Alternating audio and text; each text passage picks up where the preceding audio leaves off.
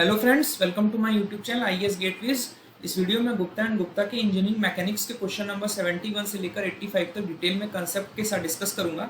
ये सीरीज का part 8 video है। पुरानी वीडियोस के लिए आप मेरे यूट्यूब चैनल पर जाकर देख सकते हैं और जिस भी क्वेश्चन में आपको फर्दर डाउट लगता है आप कमेंट सेक्शन में मुझसे डिस्कस कर सकते हैं। So let's start. इसमें हमारा जो क्वेश्चन पूछा गया है, it is observed that in a certain sinusoidal oscillation the amplitude is linearly dependent on the frequency f. If the maximum velocity during the oscillation is v, then v must be proportional to, हमें identify करना है। तो सबसे पहले एक आपको simplification के लिए मैं आपको एक ऑसिलेटरी मोशन का एग्जांपल एक्सप्लेन कर देता हूँ। ये मैंने पहले भी एक्सप्लेन किया है कि अगर एक स्प्रिंग के साथ आपका मास m एक ऑब्जेक्ट अटैच्ड है, इसको हम एक सर्टेन अमाउंट का एम्पलीट्यूड यानी डिस्प्लेसमेंट देते हैं, मैक्सिमम डिस्प्लेसमेंट a, और इसको वापस से रिलीज कर देते हैं। तो एक हमारी रिस्टोरिंग फोर्स डेवलप होगी F is equal to -kx। ठीक है, तो जो इसका मोशन होगा that will be represented by simple harmonic motion, जो कि इस इक्वेशन इस डायग्राम से गवर्नड होगा, और जो इसकी पोजीशन होगी that will be given by at any time a cos omega t, और जो वेलोसिटी होगी that will B differentiation of the position dx by dt। x जो होगा वो किसी भी टाइम पर हमारी जो डिस्प्लेसमेंट होगा इस मास का वो होगा। इसको डिफरेंशिएट करेंगे तो you will gate omega a sine omega t, and this is given by the velocity. अब v की मैक्सिमम वैल्यू के लिए आपको क्या करना होगा, साइन ओमेगा t, यानी हम यहाँ पे मॉडुलस देख रहे हैं यानी मैग्नीट्यूड देख रहे हैं, तो जो हमारी साइन ओमेगा टी की वैल्यू होनी चाहिए वो मैक्सिमम होनी चाहिए, यानी omega T shall be 90 degree, यानी साइन 90 विल बी 1।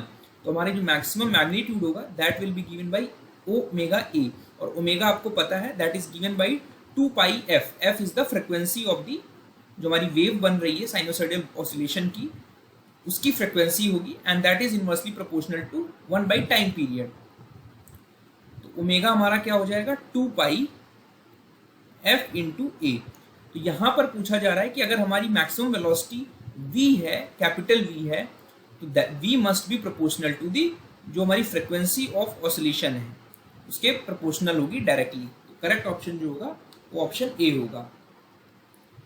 उसके बाद आते हैं, एक सिंपल पेंडुलम है जिसकी जो लेंथ है वो L है, यानी ये हमारा सेंटर ऑफ पाइवेट है और इसकी लेंथ हमारी L दी हुई है, और इसकी एनर्जी जो है पेंडुलम की वो हमारी कैपिटल E है जब हमारा एम्पलीट्यूड A है।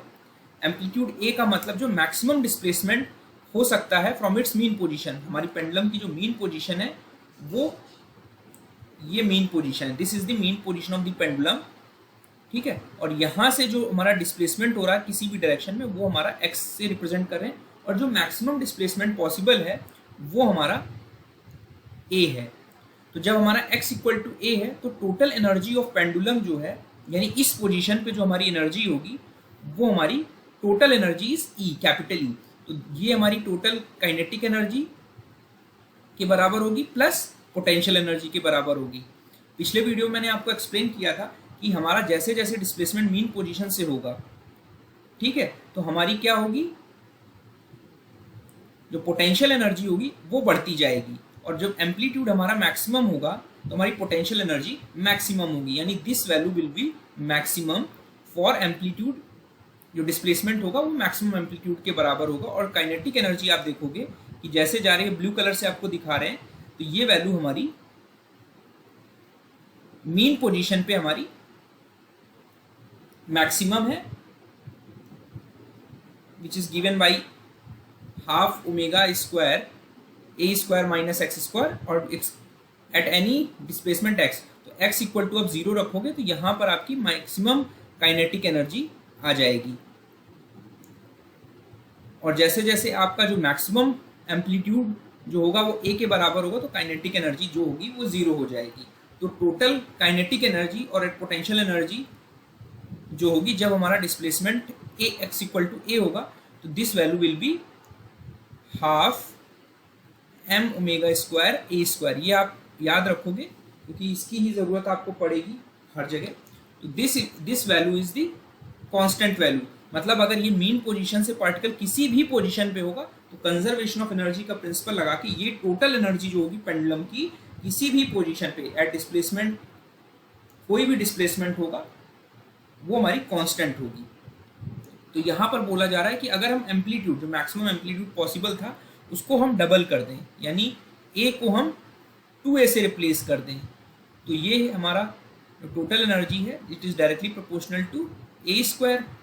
अगर हम मान लें E1 अपॉन E2 जो है वो A1 square upon A2 square हो जाएगा, और एम्पलीट्यूड हमने क्या किया, A2 को रख दिया 2 टाइम्स दी A1, तो हमारा जो E2 आएगा this will come as 4 times the initial energy of the pendulum. तो यहाँ पे करेक्ट आंसर जो होगा वो ऑप्शन डी होगा। उसके बाद आते हैं कि the kinetic energy and the potential energy of simple harmonic oscillator of amplitude A. Simple harmonic oscillator, आप एक सिंपल एक स्प्रिंग लेकर एक तरफ से आप फिक्स कर दो और इसका एक इस पे ऑब्जेक्ट अटैच कर दो जिसका मास m है, ठीक है, और एक इसमें सर्टेन फोर्स लगा के मैक्सिमम एम्पलीट्यूड यानी maximum displacement from mean position से ए देकर इसको अगर वापस आप छोड़ दोगे तो एक रिस्टोरिंग फोर्स डेवलप होगी इसके अपोजिट डायरेक्शन ऑफ डिस्प्लेसमेंट में। तो ये जो हमारा मोशन है this is governed by the simple harmonic motion, और इस मैकेनिज्म को आप बोल सकते हो कि this is simple harmonic oscillator. और इसमें बोला जा रहा है कि हमारी जो काइनेटिक और पोटेंशियल एनर्जी है वो इक्वल है हाफ ऑफ टोटल एनर्जी, ठीक है। हमारी टोटल एनर्जी क्या बताई थी मैंने आपको, half m omega square A square, ठीक है, और हमारी पोटेंशियल एनर्जी क्या होगी, half m omega square at any displacement x, ठीक है। मीन पोजीशन में हमारी पोटेंशियल एनर्जी 0 हो जाएगी और मैक्सिमम होगी जब हमारा मैक्सिमम डिस्प्लेसमेंट a के बराबर होगा। तो जब आप इक्वेट करोगे तो यहाँ पे डिस्प्लेसमेंट यानी x की वैल्यू हमें निकालनी है, तो आप इक्वेट करोगे तो you will get x is equal to x square is equal to a square by 2 and x is equal to a by √2। तो यहाँ पर करेक्ट आंसर जो होगा वो ऑप्शन सी होगा। बस आपको ये ध्यान रखना है कि जो भी ऑसिलेशन हो रहा है मीन पोजीशन के अबाउट, उसमें हमारी किसी भी पोजीशन पर हमारी जो टोटल एनर्जी है वो कांस्टेंट रहेगी, ठीक है। उसके बाद आते हैं नेक्स्ट क्वेश्चन पे। हमसे पूछा जा रहा है कि the ratio of kinetic energy and potential energy of simple harmonic oscillator, यानी हमें इन दोनों का रेशियो निकालना है। कब रेशियो निकालना है, जब हमारा जो डिस्प्लेसमेंट है यानी x जो है वो एम्पलीट्यूड का हाफ है, ठीक है। तो हमारी काइनेटिक एनर्जी किसी भी डिस्प्लेसमेंट x पर, मैंने आपको बताया था कि this is half m omega square A square minus X square. Potential energy कितनी होती है हमारी displacement x from the mean position से, इसका जो रेशियो आ जाएगा A square minus X square minus 1 आ जाएगा, x इक्वल टू a/2 रखोगे आप, this will be 4 minus 1 equal to 3, यानी रेशियो जो होगा वो हमारा 3:1 होगा। यहाँ पर ही मैंने डायग्राम से वही सेम चीज़ आपको जो एक्सप्लेन किया था डिस्प्लेसमेंट और एनर्जी के बीच में ग्राफ, यहाँ पर ये जो ब्राउन कलर का है दिस इज पोटेंशियल एनर्जी, और किसी भी डिस्प्लेसमेंट x पे हमारा जो ब्लू कलर की लाइन है ये हमारी काइनेटिक एनर्जी की वेरिएशन को डिस्प्ले कर रही है, और ये हमारा मैक्सिमम एम्पलीट्यूड जो पॉसिबल है मीन पोजीशन से वो a और माइनस a है दोनों साइड मीन पोजीशन के, और ये टोटल एनर्जी आप ऐड करोगे तो this will be constant at any position. उसके बाद हमारा नेक्स्ट क्वेश्चन है, एक सिंपल पेंडुलम है जिसकी लेंथ जो है L है और एनर्जी E है। इसकी लेंथ मान लेते हैं इस पेंडुलम की हमारी L है और एनर्जी जो है हमारी वो E है, और इसमें हमें दिया क्या हुआ है कि एम्पलीट्यूड जो है हमारा A है, यानी मैक्सिमम हमारा डिस्प्लेसमेंट जो है वो A के बराबर है, यानी x इक्वल टू A है।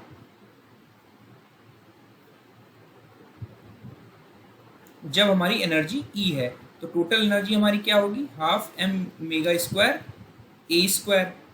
और हमसे बोला जा रहा है कि अगर हम लेंथ ऑफ पेंडुलम को डबल कर दें तो हमारी एनर्जी पर क्या इफेक्ट पड़ेगा। तो हमारी जो एंगुलर वेलोसिटी है this is given by 2πf यानी 2π/t। ये मैंने पिछले वीडियो में आपको प्रूव करके दिखाया था कि जो हमारा टाइम पीरियड है this is given by 2πL/g square root में। तो L जो है हमारा लेंथ ऑफ द पेंडुलम है, तो यहाँ पर आप इसको सब्स्टिट्यूट करोगे तो जो ओमेगा की वैल्यू आएगी this will be square root of g/L। तो यहाँ पर इस वैल्यू को सब्स्टिट्यूट करोगे तो you will get E is equal to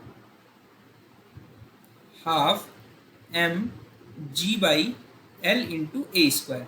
तो यहाँ से आप अगर देखोगे कि हमारा जो energy total energy it is inversely proportional to length of the pendulum. तो अगर हम ये मान लें कि इनिशियल एनर्जी E1 थी, फाइनल एनर्जी हमारी E2 है और लेंथ ऑफ पेंडुलम हमारी L2/L1 है, तो L2 जो है वो डबल कर दिया गया है इनिशियल पोजीशन से, तो हमारा E2 जो आएगा दिस विल बी E1/2। तो हमारी एनर्जी जो होगी अगर हम पेंडुलम की लेंथ को डबल कर देंगे तो energy initial energy with amplitude S का हाफ हो जाएगी। करेक्ट आंसर जो होगा वो ऑप्शन बी होगा। उसके बाद आते हैं time period and length of seconds pendulum. यहाँ पे एक टर्मिनोलॉजी यूज की गई है सेकेंड्स पेंडुलम। सेकेंड्स पेंडुलम का मतलब ये है कि जिस पेंडुलम का जो टाइम पीरियड है वो हमारा 2 सेकेंड्स है। टाइम पीरियड मैंने आपको अभी एक्सप्लेन किया, it is given by 2π square root L/g।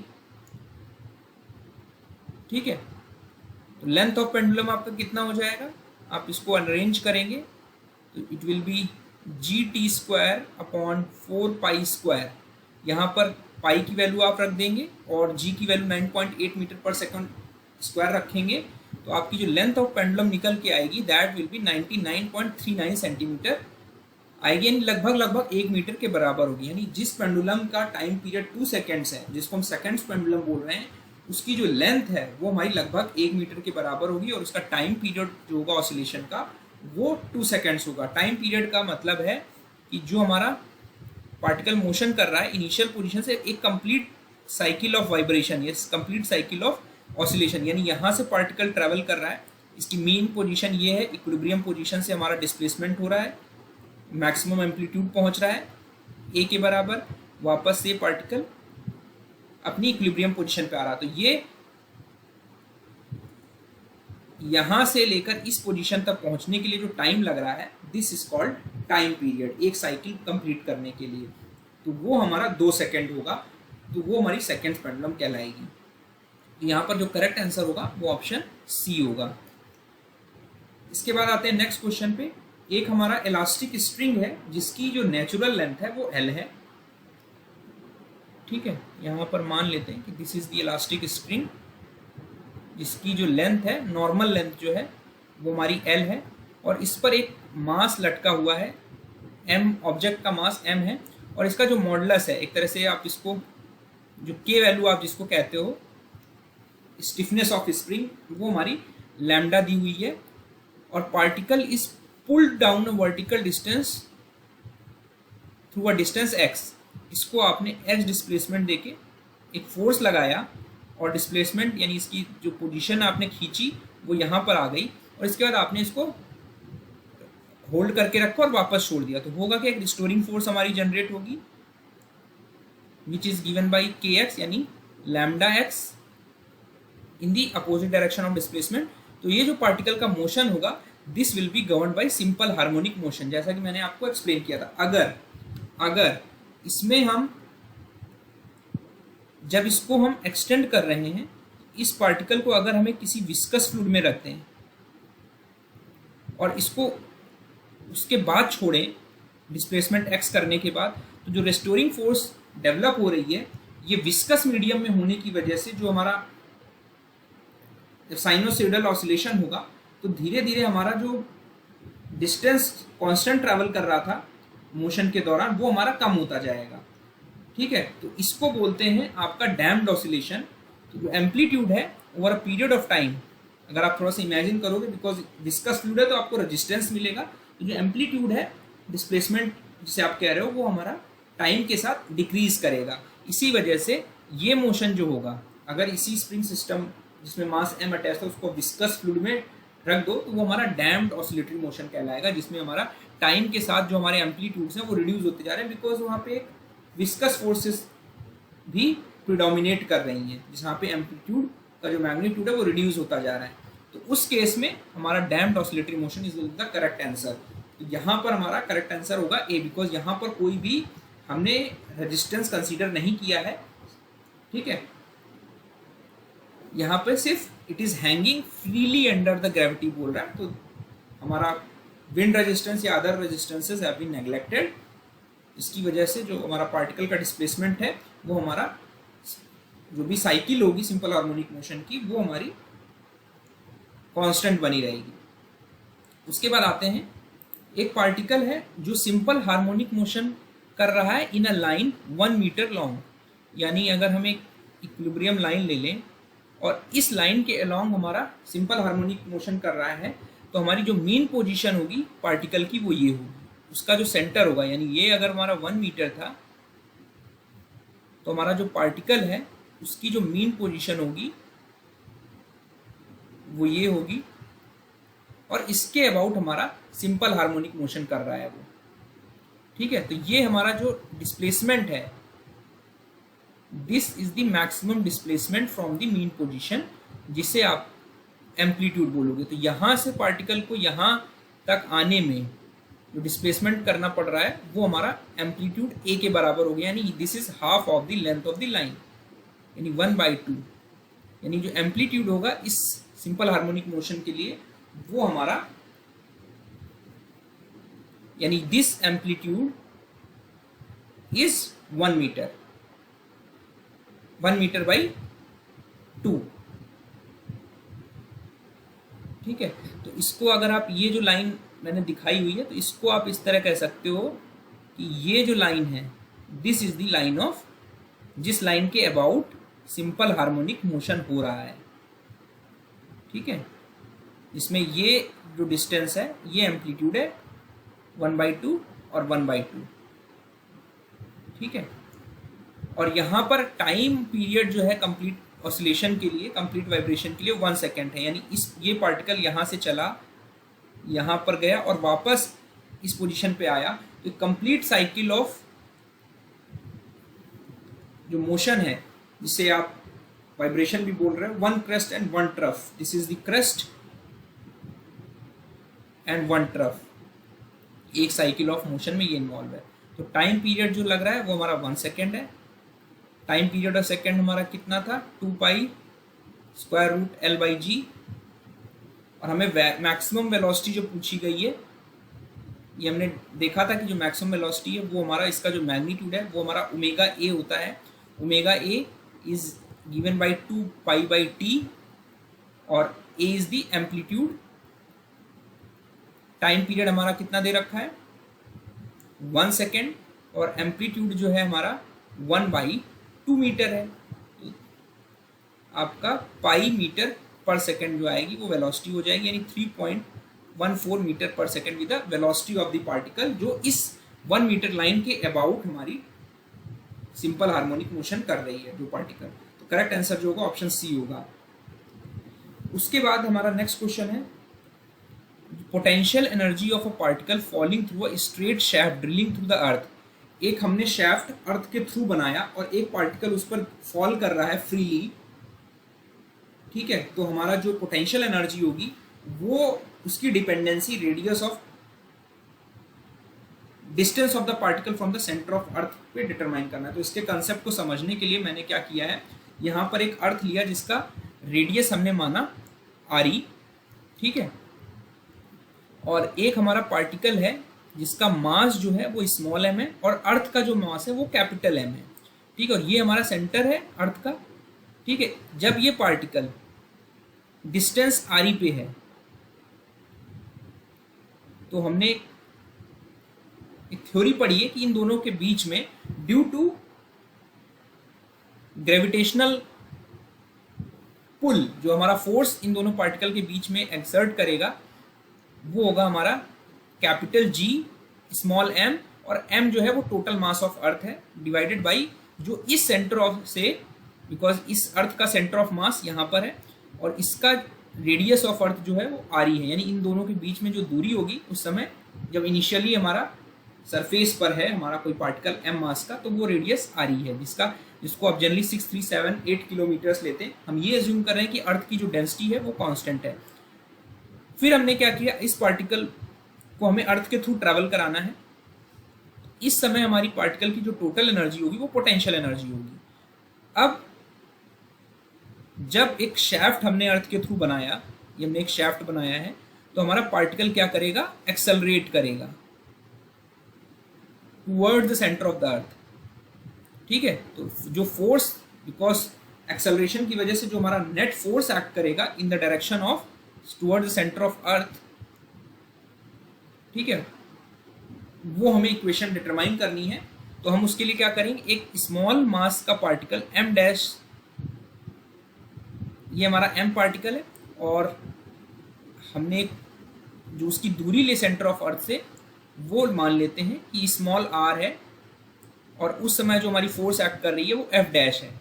तो this will B -g into small m into m dash. m dash जो है ये इस छोटे वाले अर्थ सरफेस का जो मास है m डैश वो है अपॉन r स्क्वायर, इस सेंटर से इन दोनों पार्टिकल के बीच में उस समय क्या दूरी है जब हमारा पार्टिकल मोशन में है, और जब सेंटर ऑफ मास पे अर्थ पे पहुंचेगा तो इस समय हमारे पार्टिकल की मैक्सिमम काइनेटिक एनर्जी होगी।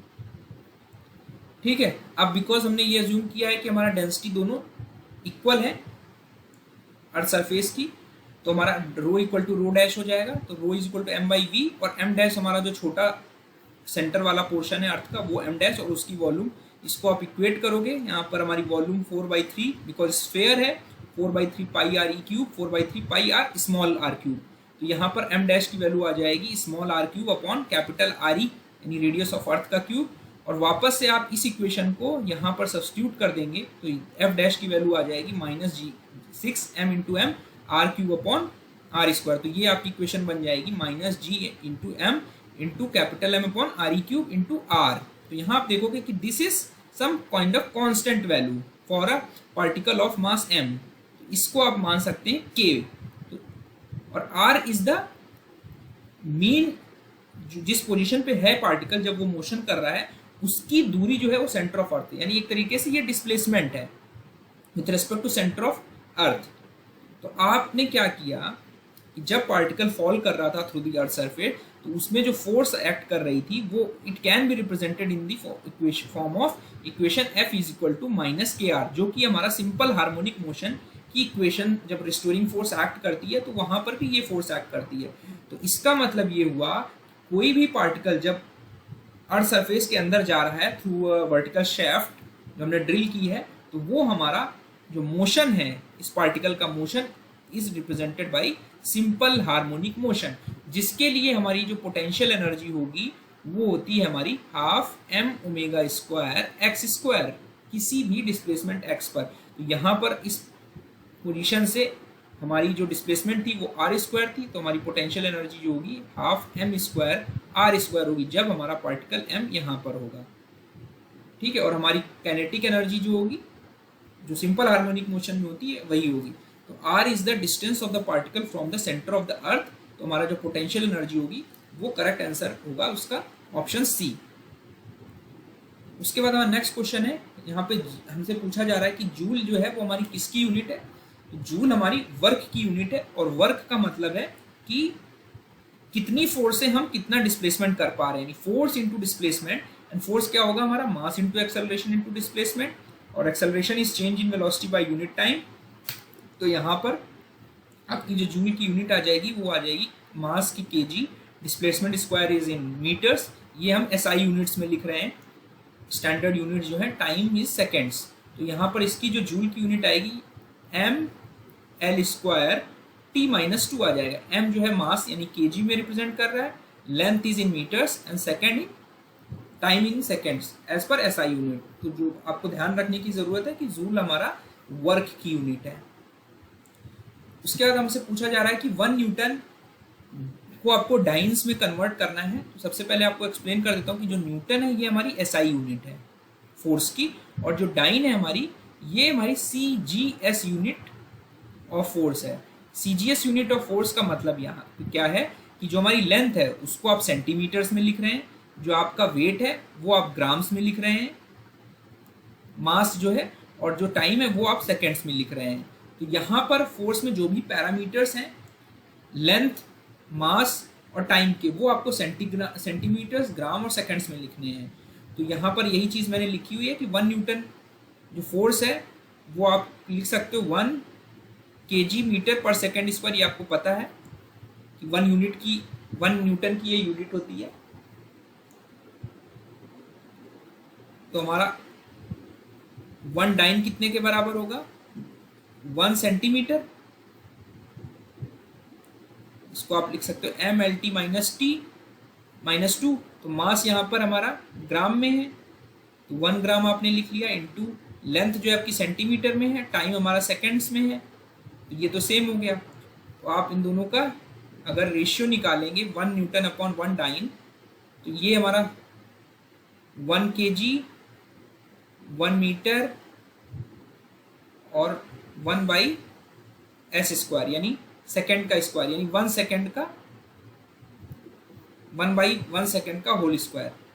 और यहाँ पर 1 gram into 1 centimetre into 1 second minus 2, ये कैंसिल आउट हो गया। और केजी को आपको कन्वर्ट करना है ग्राम में, तो 1000 और 1 मीटर इंटू 100 सेंटीमीटर। तो आपका ये हो गया 1 newton is equal to 10⁵ dynes. तो इस तरह किसी भी फोर्स सिस्टम या कोई और भी यूनिट्स का कन्वर्जन कर सकते हो बाई डायमेंशनल एनालिसिस। यहाँ पर करेक्ट आंसर जो होगा वो ऑप्शन ए होगा। उसके बाद हमसे पूछा जा रहा है कि हमें वो क्वांटिटी आइडेंटिफाई करनी है जिसका जो प्रोडक्ट है उसकी जो डायमेंशंस है हमारी ये आ जाएं, यानी m इज इन kg की यूनिट है, मास की यूनिट है, लेंथ की यूनिट है और ये हमारी टाइम की यूनिट है। दिस इज इन मास। तो SI यूनिट्स में अगर हम बात करें तो पहला मान लेते हैं फोर्स और प्रेशर का मल्टीप्लिकेशन करना है हमको। तो फोर्स और प्रेशर का मल्टीप्लिकेशन करने के लिए आपको क्या करना पड़ेगा? फोर्स की यूनिट लिखनी पड़ेगी और प्रेशर की यूनिट लिखनी पड़ेगी। तो फोर्स की यूनिट लिख लेते हैं MLT माइनस 2। प्रेशर हमारा क्या होता है? Force upon area. फोर्स हमारा होगा MLT minus 2 upon area is L square. इसको आप सॉल्व करोगे तो आपका आ जाएगा MLT minus 2 ML minus 1 T minus 2। इसको आप सॉल्व करोगे तो विल गेट MT माइनस 4। तो ये हमारा इससे मैच नहीं हो रहा, तो ऑप्शन जो ए है वो इनकरेक्ट है। ऑप्शन बी देखें, mass into power. Power is work done per unit time, means कितने टाइम में हम कितना वर्क डन कर रहे हैं। वर्क डन की यूनिट हमारी कितनी क्या होती है? जूल होती है। जूल में मैंने बताया था that is kg metre square per second unit होती है। तो इसकी यूनिट आप लिख दोगे ML square minus T minus 2 divided by time. तो ये आपकी यूनिट आ जाएगी M into ML square T minus 3। इसको आप सॉल्व करोगे तो M square L square T minus 3 आ जाएगा। तो यहाँ पर यही जो क्वेश्चन में पूछा गया है यही रीडिंग आ रही है। तो करेक्ट आंसर जो होगा मास एंड पावर होगा। इन दोनों का प्रोडक्ट की जो डायमेंशंस आएंगी वो ये आएंगी।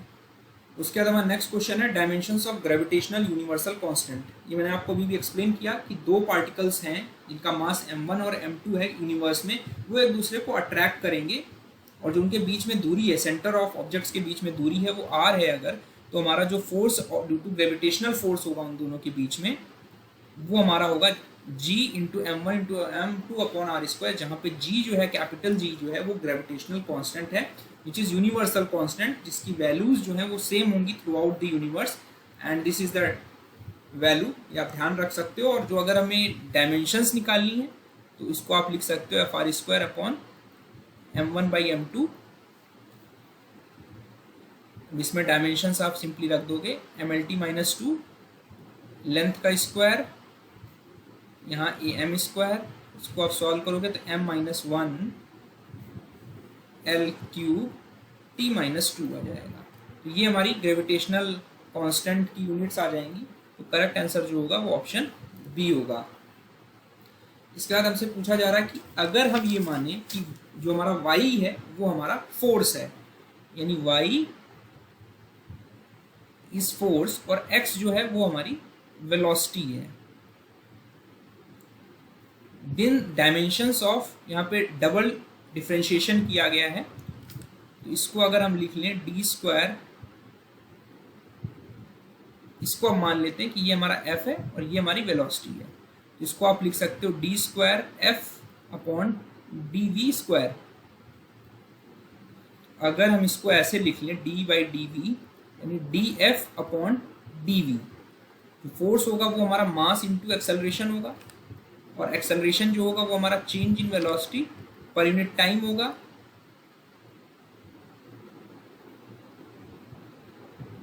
ठीक है, तो इसको हम लिख सकते हैं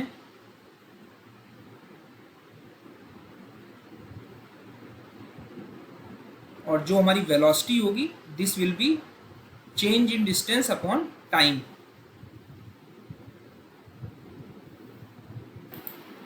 तो इसको आप इस तरह कुछ लिख सकते हो ब्रेक करके, और हमारा मास इंटू एक्सेलरेशन हमारा फोर्स होगा, तो acceleration is the change in velocity per unit time, तो dv बाई dt को आप ऐसे लिख सकते हो, और जो हमारा वेलोसिटी है it is a change of distance upon change in time, तो आपने इसको ऐसे लिख दिया एक्सेलरेशन की जगह m dv बाई dt, और हमारा dv बाई कैंसिल हो गया, dv को आपने dx बाई dt लिखा, dt हमारा इसके साथ कैंसिल हो गया, तो हमारे जो डायमेंशंस बची केवल मास अपॉन लेंथ बची, तो हमारा जो यूनिट होगा वो m(l-1 t0) आ जाएगा। तो करेक्ट आंसर जो होगा वो ऑप्शन बी होगा।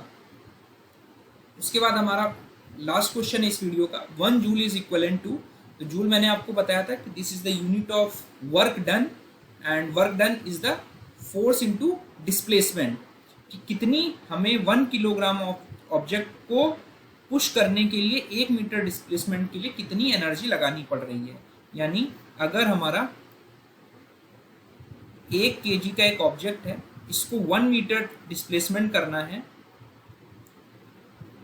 तो हमारी जो एनर्जी लगेगी वो हमारी 1 जूल लगेगी। इसकी जो यूनिट है KG metre square per second square होगी, which is equal to 1 newton metre. तो करेक्ट आंसर जो होगा वो ऑप्शन बी होगा। मीन्स 1 न्यूटन की फोर्स लगाने पर 1 मीटर डिस्प्लेसमेंट के लिए जो एनर्जी हमें लगानी पड़ रही है वो 1 जूल लगानी पड़ रही है। आई होप मेरा वीडियो आपको पसंद आया होगा। इस तरह की वीडियो फर्दर बनाता रहूँगा। Thank you.